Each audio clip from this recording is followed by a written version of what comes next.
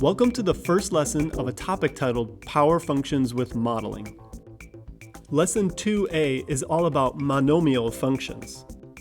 We'll learn about power functions and how to write them according to a statement. We'll also analyze two specific power functions according to 12 categories, the cube root of x and 1 over x squared. I'm Mr. Stark, and this is polynomial and rational functions. Let's do some math.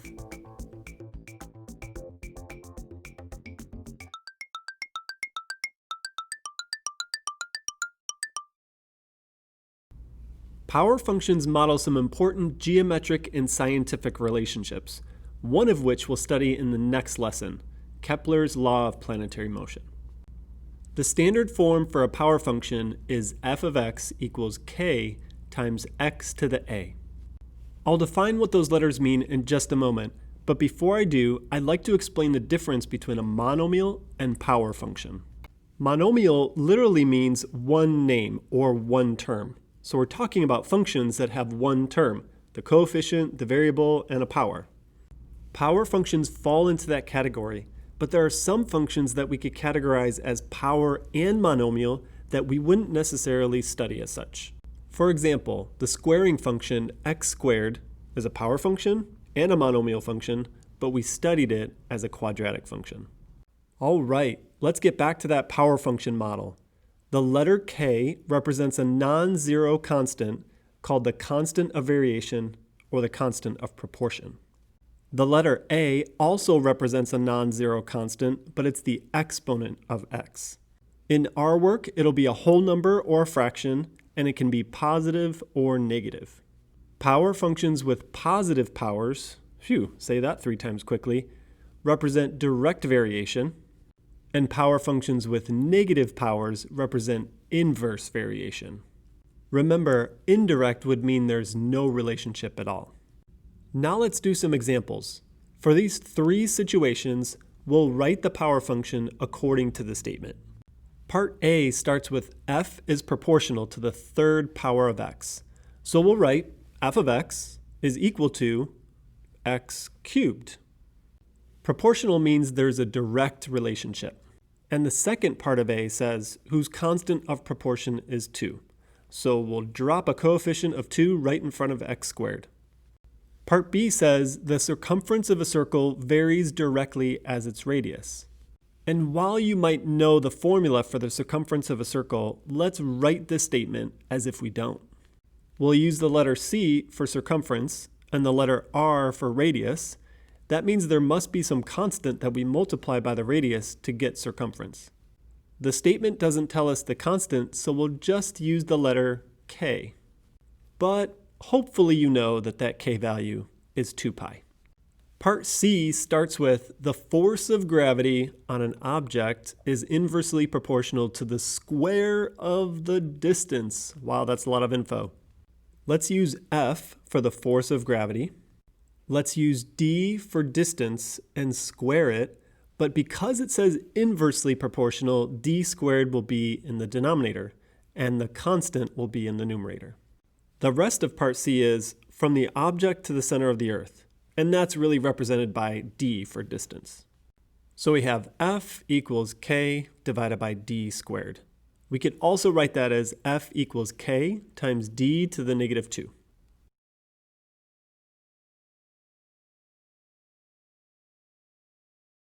The next thing we'll do is a power function analysis. We'll review the 12 basic functions and identify which of them are power functions. So let's take a stroll down memory lane, back to the functions and graphs unit. I'm remembering the identity function, y equals x. It really knows who it is. But is it a power function? Well, yes, it has a coefficient of 1 and a power of 1. Then there's the absolute value function. Is it a power function? No, it's not in the proper form. Sorry. The squaring function, x squared, is that a power function? Yes, it has a coefficient of 1 and a power of 2. The square root function, the square root of x, is that a power function? Yes, my friends, we have x to the 1/2, coefficient of 1, power of 1/2. The cubing function, x cubed, is our fourth function that's a power function. And the reciprocal function, 1 over x, that's our fifth function that's a power function. The rest of the functions are not power functions: exponential, natural log, sine, cosine, greatest integer, and logistic. We'll study those separately. In the next lesson, 2b, we'll analyze the square root of x. But this time, let's analyze the cubed root of x. The cubed root of x can also be written as x to the 1/3. There's an invisible 1 as the exponent of x. Here's a small graph of the function. You can notice that that function is always increasing as we read from left to right. The domain of this function is all reals. We can take the cubed root of any number, positive or negative. For example, the cubed root of 8 is 2, because 2 times 2 times 2 is 8. And the cubed root of negative 8 is negative 2, because negative 2 times negative 2 times negative 2 is a negative 8. The range of this function is also all reals, negative infinity, comma, infinity. This function is great because it's always continuous. It's a nice, smooth curve. And like I mentioned, this function is always increasing. So it's increasing on the interval negative infinity, comma, infinity. It's never decreasing. The symmetry for this function is origin symmetry, or odd. We can see that by reflecting the first quadrant over the x-axis, then reflecting it over the y-axis. And we see that we end up with the same exact curve. Is this function bounded, below, or above? Nope. The outputs of this function can be very large or very small, meaning very negative, but there are no extreme values. There are no maximums and no minimums. There are also no horizontal or vertical asymptotes.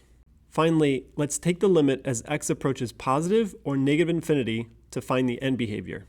As x approaches infinity, the cubed root of x approaches infinity as well. And as x approaches negative infinity, the cubed root approaches negative infinity. You could see that on the graph, but you could also think about the numbers as well. Okay, let's analyze one more function, 1 divided by x squared. Here's a little graph of what I like to call the Atari function. It looks like the logo of Atari. The domain of this function excludes x equals 0 because if we plug in 0, we get 1 divided by 0, which is undefined. So the domain is negative infinity, comma 0, union 0, comma infinity. The range includes all values greater than 0, so it's 0, comma infinity, exclusive of 0. We wouldn't necessarily call this function discontinuous, but we would say that it's discontinuous specifically at x equals 0. Notice that the function is increasing on the interval negative infinity, comma 0.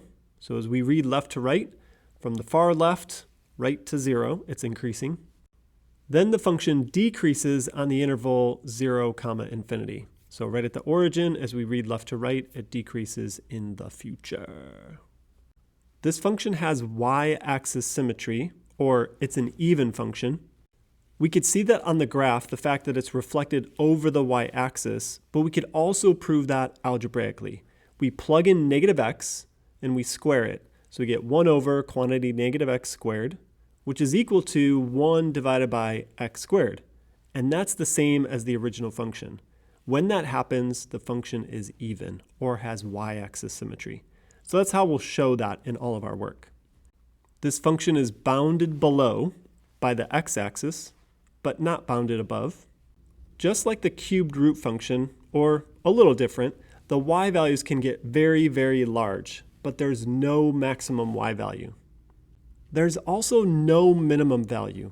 You might think that 0 is the minimum value, but the y values never actually become 0. We could always think of a number that's smaller than a decimal, but bigger than 0. It goes on forever. It's crazy.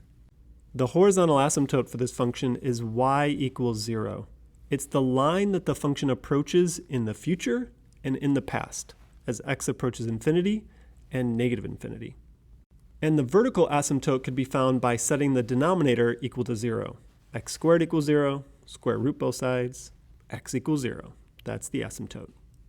And finally, the end behavior. This is related to the horizontal asymptote. So we take the limit as x approaches infinity. When we do that, we follow the curve, and in the future, the y values approach 0. If we do that going the other way, as x approaches negative infinity, we get the same value, y equals 0. So that's the end behavior, 0.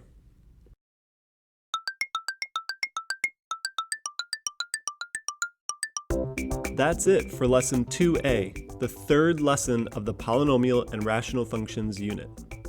I'm Mr. Stark. Join me for the next lesson, Lesson 2B, where we'll talk about planetary motion. I invite you to subscribe to my channel and give me a thumbs up if you liked the video. Do you have a question? You should ask it. How about a comment? Feel free to add it below.